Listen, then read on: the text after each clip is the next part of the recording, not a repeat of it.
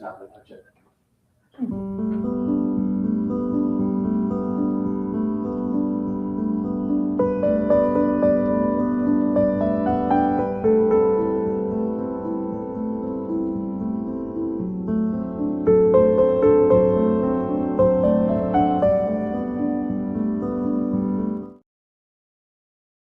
All right, good morning, NIA families. Welcome to the series of our family engagement sessions. We are so happy to have you all join us online and in person.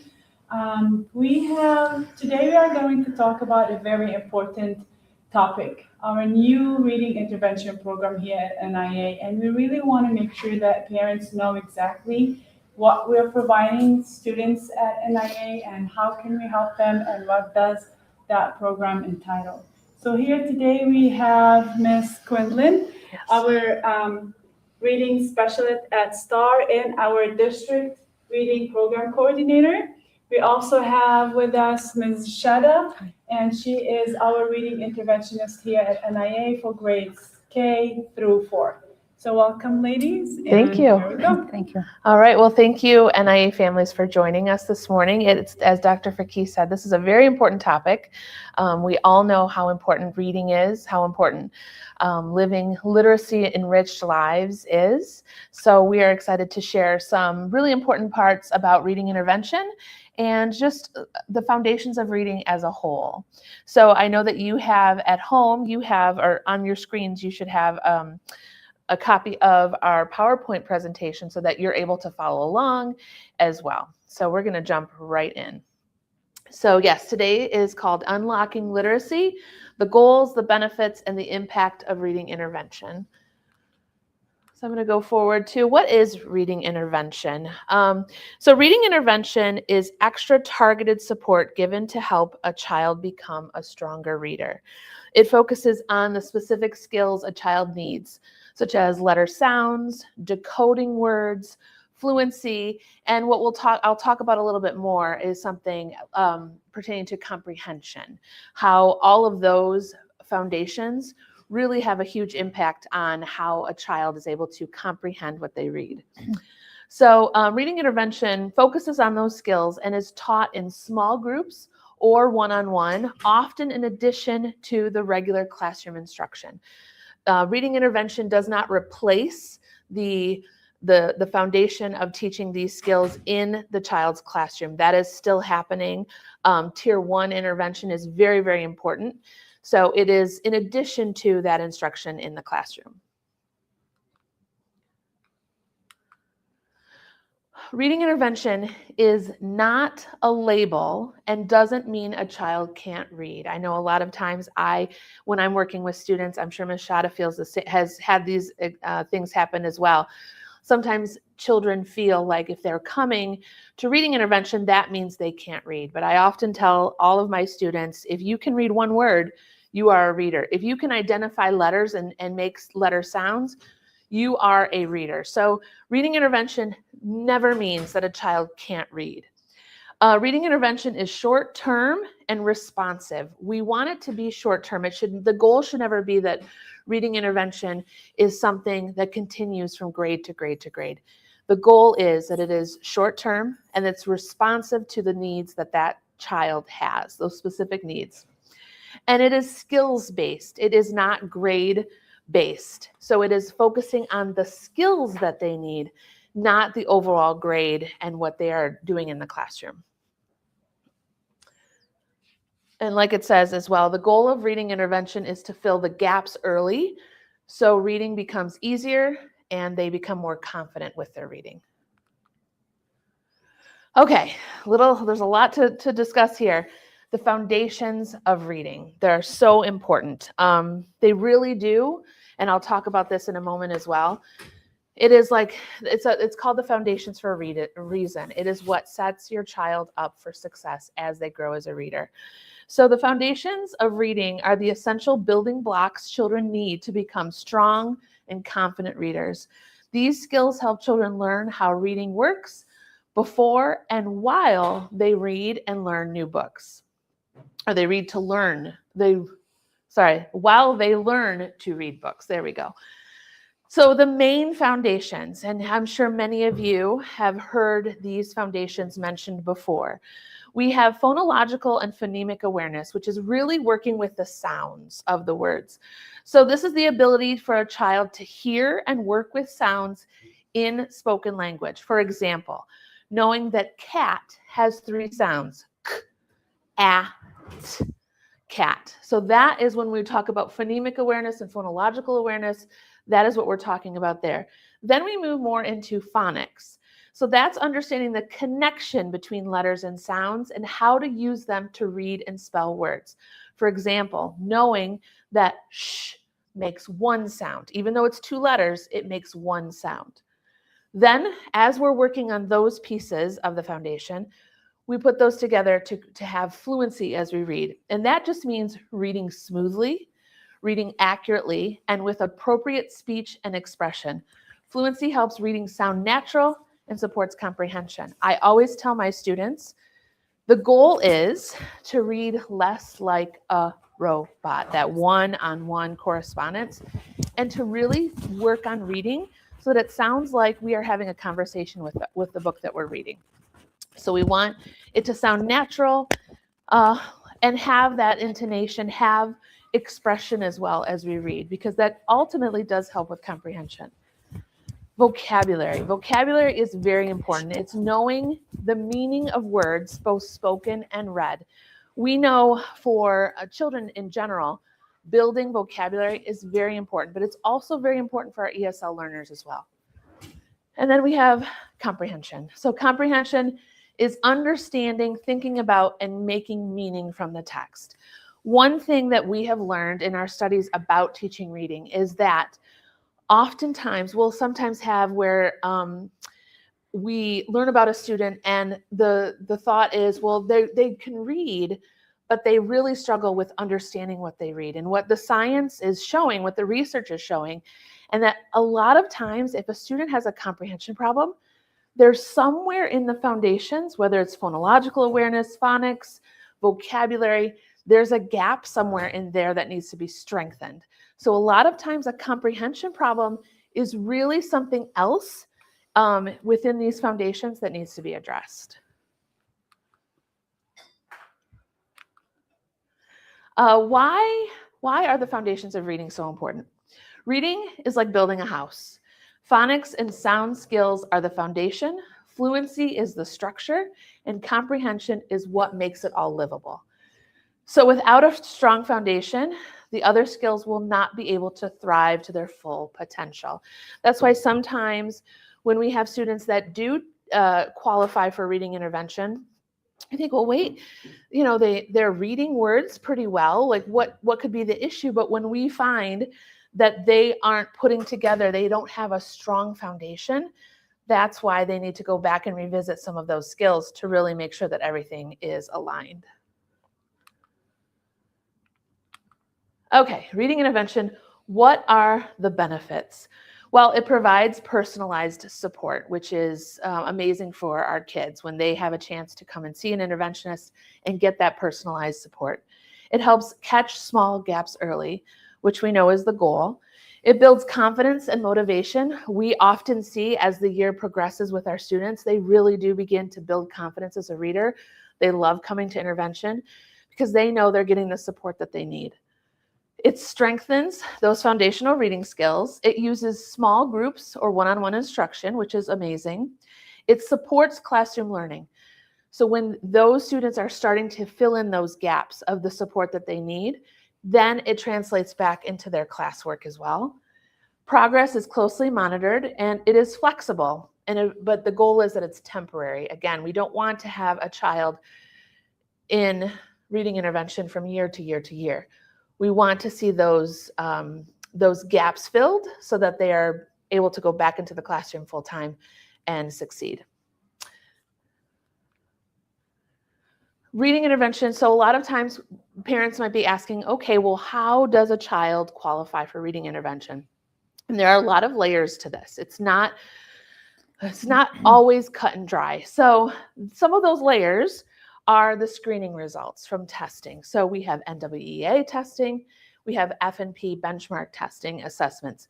Those two components are very important to determining where our students are and which ones really need some additional assistance. We have classroom performance, asking for with teacher observations, getting input from the teachers. They're working with these students all day, so their observations and their input is very important as well. Progress monitoring, some of our students, as they go through the MTSS process, we notice that they need to also get additional intervention as well. How they respond to classroom supports and skill-specific needs as well. Something you might have heard a lot about over the last year or so, I feel like it's really started to become a topic that we are learning and hearing more about, which is really great, is dyslexia. And I know a common thought, and I think all of us at one point had this thought was, oh, dyslexia is when they just reverse the letters. That's what dyslexia is. But as we are learning, it is way more than that. So dyslexia means that the brain processes written language differently, not incorrectly. That's really important to remember. Children with dyslexia can be just as smart and capable as their peers. They simply learn to read and spell in a different way and often need more explicit instruction. Dyslexia is language-based. So dyslexia affects skills related to language, especially recognizing and working with sounds and words, connecting letters to sounds, and reading and spelling accurately. And dyslexia is neurological. Dyslexia is brain-based, meaning it is related to how the brain is wired from birth. And this is really important. It is not caused by poor teaching, lack of motivation, or the home environment. And it cannot be outgrown. However, it can be effectively supported with the right instruction and interventions. This is probably my go-to whenever I'm talking to teachers or I'm talking to parents about dyslexia. I always remember visual, auditory, kinesthetic. So students with dyslexia really respond to interventions that are visual, auditory, and kinesthetic, and I'm going to explain those. So visual, many children with dyslexia learn best when information is presented visually. So that means pictures, diagrams, color, and seeing the steps modeled help make language more clear and meaningful. Visual supports give the brain another pathway to understand and remember information. And as Ms. Shadda will explain as well, that's why in the program that we use, everything is showing the students the letters, very visual. For dyslexia students, auditory is very important as well. So auditory learning means learning through listening and speaking. For children with dyslexia, hearing sounds, words, and patterns clearly and practicing them out loud helps strengthen reading and spelling. And then the last component of learning and helping dyslexia students is kinesthetic. So that means learning by doing, moving, and touching. Okay, so for children with dyslexia, using hands-on activities and movement helps make sounds, letters, and words easier to understand and remember. And when Ms. Shadda talks about some of those lesson components, we'll talk about how visual, auditory, and kinesthetic connect to these lessons as well. Speaking of, so this year we are, as it has been recommended through the state of Michigan, they have started to recommend some programs that are science of reading, research-based top 10 programs to use. And one of those programs for intervention is UFly, which is based out of the University of Florida Literacy Institute. I believe it's Literacy Institute. And so we have begun to use that this year. We're learning through the program and finding ways to use it with our students. We're really liking it. And so let me give you a little bit of background knowledge about UFly. So UFly Foundations is a research-based structured reading program that teaches the essential building blocks of reading step by step, helping students learn how letters and sounds work so they can read and spell with more confidence and success. And this program was developed by the University of Florida Literacy Institute. So how it works, detailed lesson plans walk teachers step by step through the reading foundations, or the reading fundamentals, excuse me. Each lesson follows an 8-step routine: phonemic awareness, blending sounds, introducing new concepts, word work, and reading text. So students get lots of structured, consistent practice. It is, and this is probably one of the most important parts of UFly, it is explicit, meaning that the teachers explain the skills. Each skill that they go over, they explain it clearly and directly. There's not a lot of fluff. You get to the point of what you are learning, and it's systematic. So the skills are taught in a planned order, so students build on what they know. And that's one of the things that I personally love about this program, is the format is the same for every lesson. And we know, research shows that students, young learners, they thrive on consistency.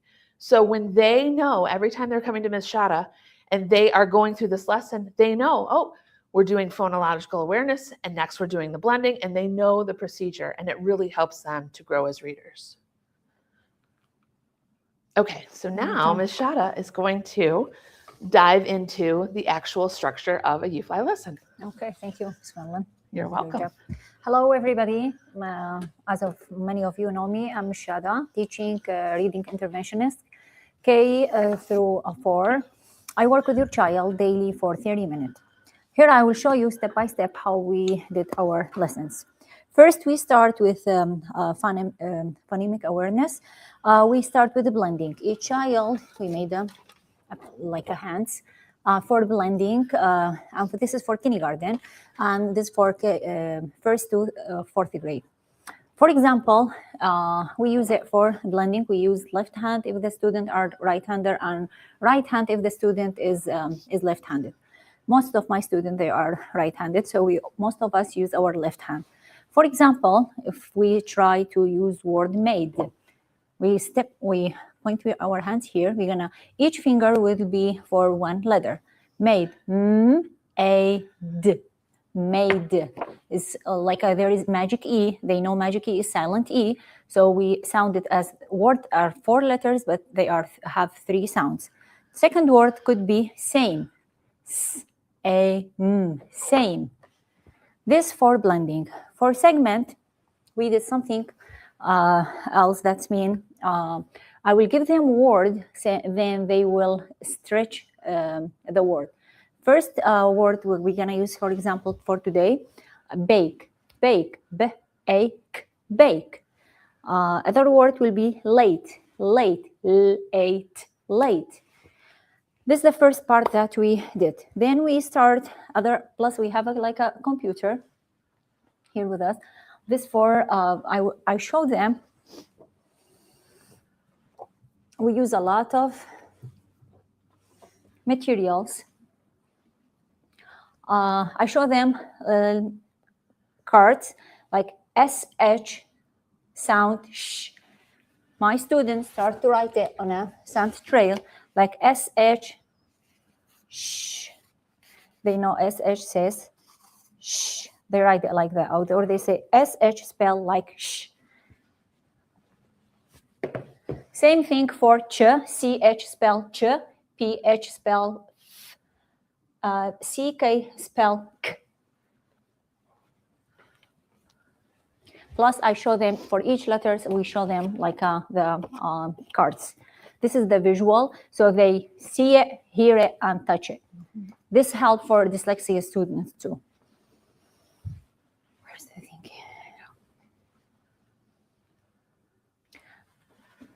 For sounds, like we show card, I show them card, like M spells mm. We have a mirror, they look at the mirror, they see mm, they close their lip, for mouse. Like here, SH spell sh for sheep. CH spell ch for chicken.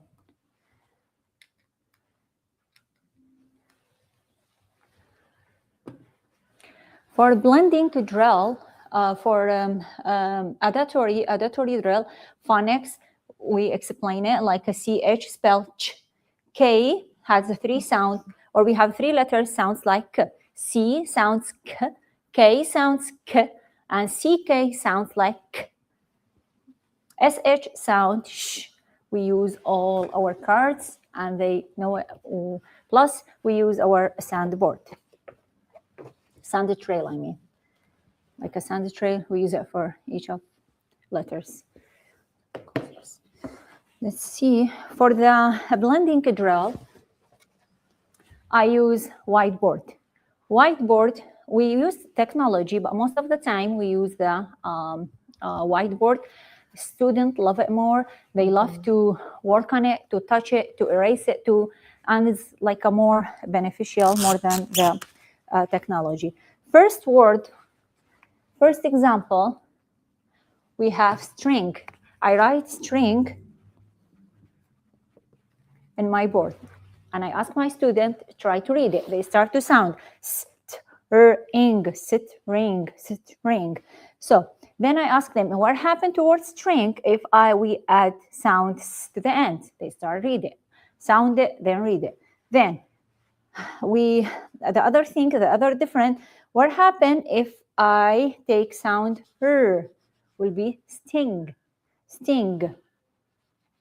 Or what happened towards string if I take the and add ing will be, or take the letter T and change it with will be sing.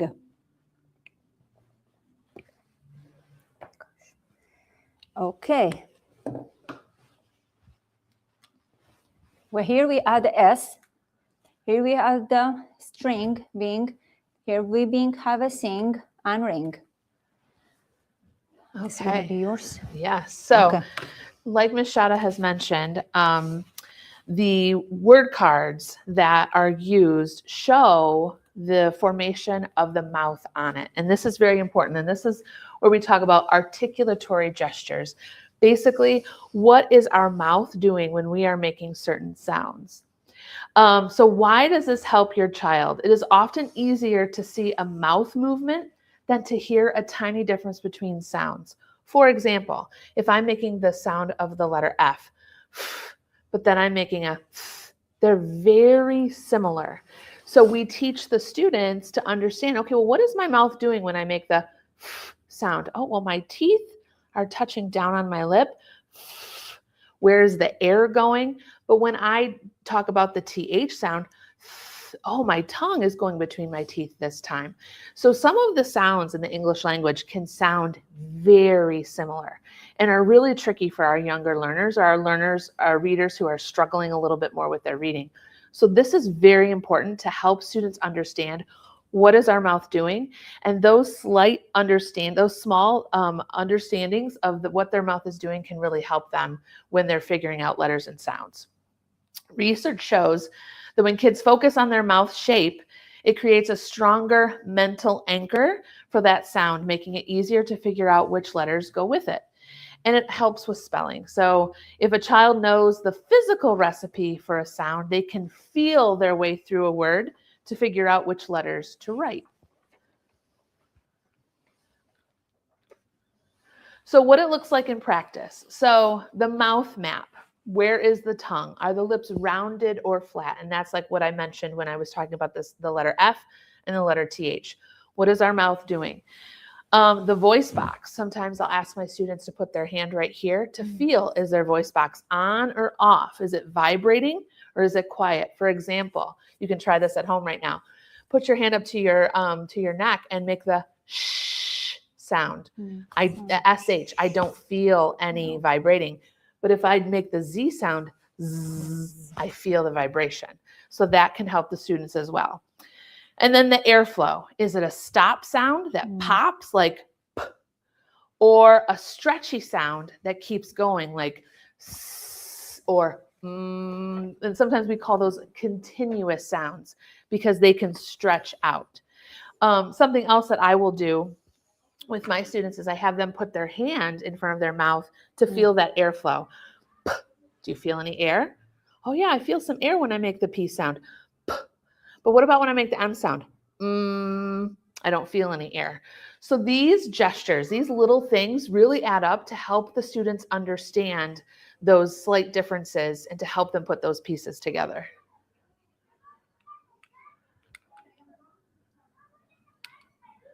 And like Ms. Shadda showed, and that you can see at home, these are our sound wall cards that we use with the students so that they can see these letters and sounds and see what the mouth is doing. And then we have letter formation and handwriting. Sometimes it's a little forgotten. Not that we don't want our students to write neatly, and it's very important to understand what they're writing and be able to see the letters and have neat handwriting, but there's actually more connected to, the research shows that letter formation and handwriting actually does impact their ability to grow as a reader. So things that we do to help them to practice those handwriting skills and to understand the formation of letters, sometimes we do skywriting, and this connects that kinesthetic, that movement. So we're talking about connecting back to visual, auditory, kinesthetic. We have skywriting. They're using their arm to skywrite. We're tracing with the sand. We have these gel bags where they can trace it and feel it with the gel. Dry erase boards and markers, pencil and paper. Sometimes using Play-Doh is helpful. And something else I forgot to mention, since we're talking about visual, auditory, kinesthetic as it relates to dyslexic learners, something that the research shows is that even this visual, auditory, kinesthetic, it isn't just helpful for those students with dyslexia. It really is proven that it's helpful for all students. It's just so happens that with the research on dyslexia, these are definitely the pathways that truly help dyslexic learners, dyslexic readers, but it actually is helpful for all students. Okay, now Ms. Shadda is going to continue with the rest of the lesson. Yep. We use the couple words we have, we call it hard words or irregular words. What's that mean for the irregular words? We could have, like, for example, if you see this word is said, S-A-I-D, if there is anyone like a new learner or new to English, if they start to sound, the word will be Sayyid. It's look like Sayyid if you spell it, but it's not. It's said. So that's why there is a little heart under AI. This kind of word I teach my students, we have to know it by heart. We know S-A-I-D is man said. So, and plus we do arm spell. So always we do S-A-I-D, said. Or we have could, C-O-U-L-D, could. Plus we have would, W-O-U-L-D, would. Every single day we repeat this kind of words so the student can know it by heart. Plus we have like all the, it's not, there is like a bunch of words. Plus we have it, each lesson, we have specific words that we use it, but this is in general. I will show you. We use card, we use arm spell, and they have to know it by heart. Can I add one little thing too? So when you are working at home with your students, with your children, I should say, and you are practicing some of these irregular words, these are words that you can't sound out because they have an irregular spelling within them. Like Ms. Shadda has said, arm spelling is really important. Again, you're not just saying the letter, so that's auditory, but you're also touching the arm as you're doing it.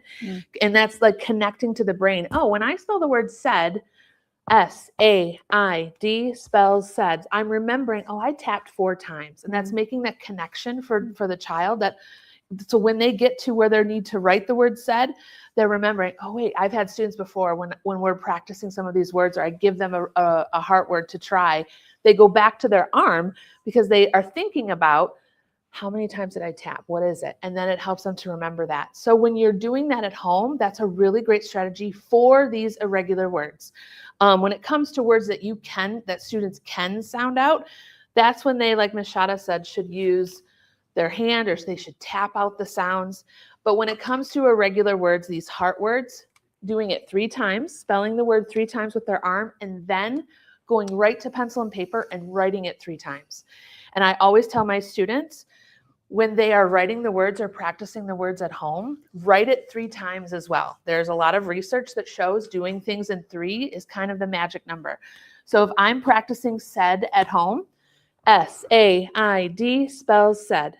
S-A-I-D spells said. S-A-I-D spells said 3 times. And then I'm encouraging the student to say the letters as they write them. S-A-I-D spells said. S-A-I-D spells said. S-A-I-D spells said 3 times. I always tell the kids 3 times is the magic number. Thank you. Okay, plus we use magnet letters, this kind of trail. My students really love it. They wait all time just to use it. Yeah, they love it. Yeah, they love it. So for example, we have now word cap, C-A-P. They try to pick, but first, like I ask them, can you look for sound K? They start looking, this is sound K.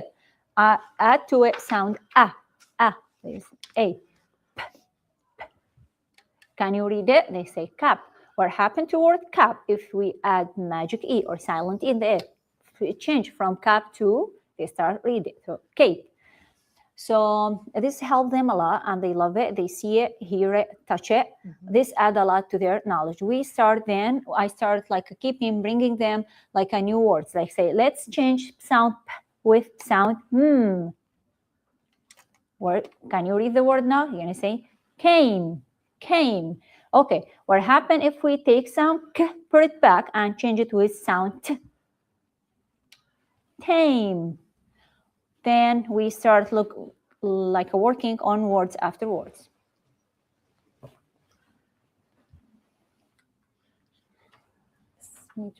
Yeah. Connecting text. We have connecting text here. After we did all the steps, we start to read. Each lesson, like for this lesson, I have here like a CVC words, consonant, vowel, consonant. I learned, plus I have, before, I don't want to forget about that. Oh, yeah. The vowels, the vowel sounds, we have A, E, I, O, U. They know we have 5 vowels in English, plus I show them like all the cards that belong to the pictures. They say A says A. I do it like this. A says A for apple. E says for edge. For it. I says for itch. O says octopus. Octopus. U for up. So this is very important every single day. I repeat it and go with my student. Each sounds, they know that V, that's mean vowels. We have 5 vowels in English, sometimes Y, and the all other alphabet are consonant. So for example, for here we have CVC words. They start, I just add to it like guys, let's read it, then start to highlight any word that are CVC words. They start highlight or they start writing. For example, cat, k, at, C, V, C. They know C are consonant, A is vowel, T is consonant. They start writing C, V, C, or they just highlight the words. And it always, the connected practice, the reading connected text, it always, like Ms. Shadda said, it always connects back to the lesson that they have practiced. Yeah. And possibly it connects back to previous lessons too. Yeah. So it's never anything that's going to be beyond what they have already learned. It's not something that they haven't learned yet, I should say. Yeah. It's always going to connect back to what they have been practicing. Yes. So each lesson, we have different words, different cards, different, same material, but with different words, different sounds. Can I do mine now?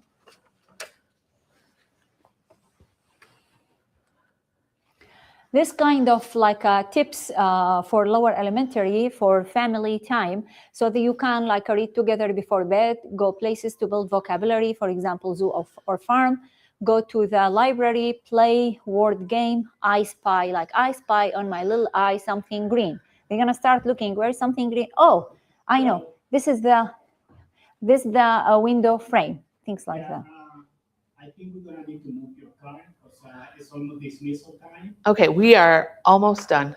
Okay. We're like almost done, and then I'm leaving anyways after that. Okay. Thank you.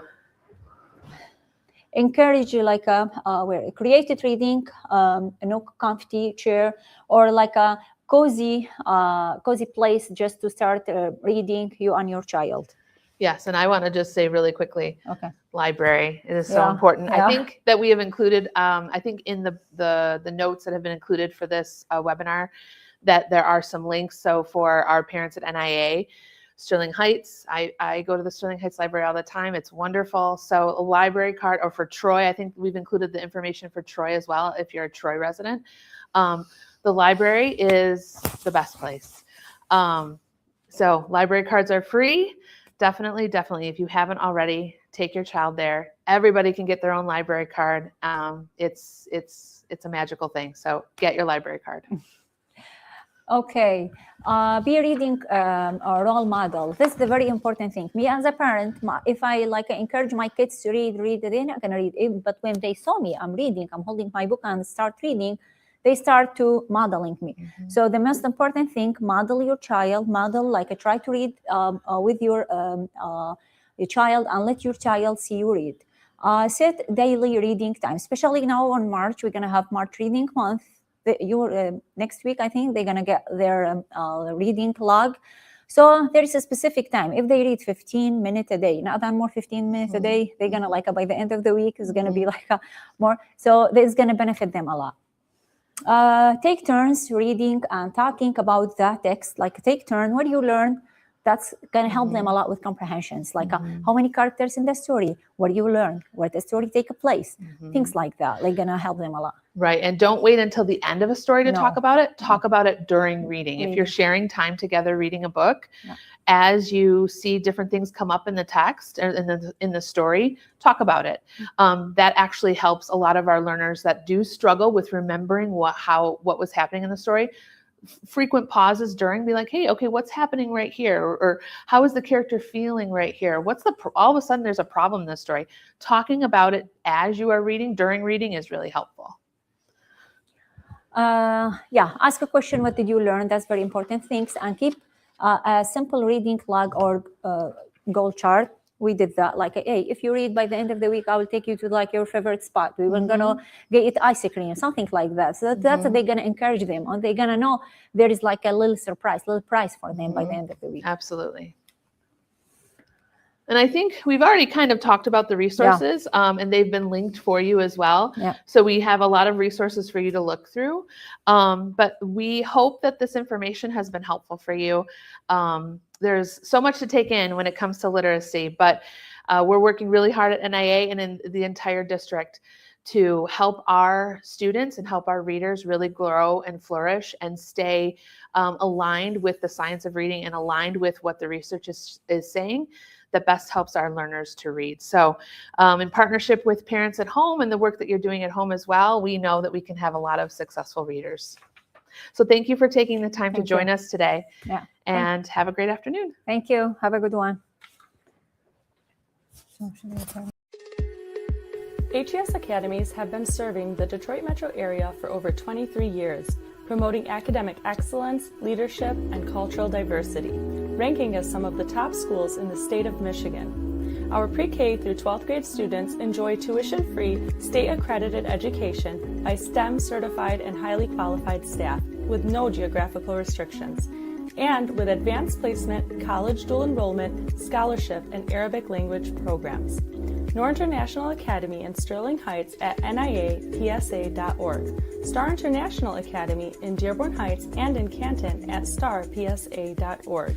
Universal Academy in Detroit at UniversalPSA.org. And Universal Learning Academy in Westland at ULAPSA.org. Join HES Academies today and enjoy a free Chromebook for every enrolled student.